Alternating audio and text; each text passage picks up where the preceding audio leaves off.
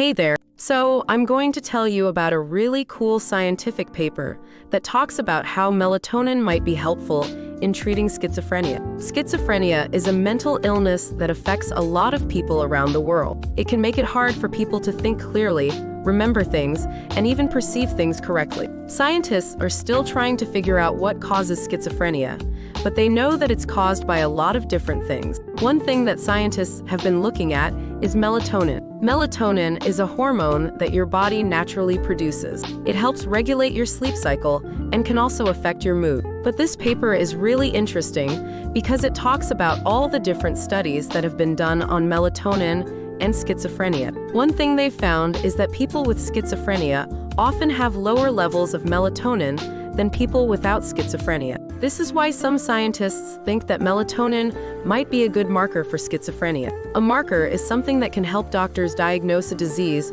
or track how it's progressing. But scientists have also been looking at whether melatonin could be used as a treatment for schizophrenia. They've done some studies where they gave people with schizophrenia melatonin supplements, and they found that it might help with some of the symptoms of schizophrenia. For example, it might help people sleep better and feel less anxious. Of course, there's still a lot more research that needs to be done before we can say for sure whether melatonin is a good treatment for schizophrenia. But this paper is really interesting because it talks about all the different studies that have been done on melatonin and schizophrenia. It also talks about some of the challenges that scientists face when they're trying to study melatonin and schizophrenia, like how to measure melatonin levels in people with schizophrenia.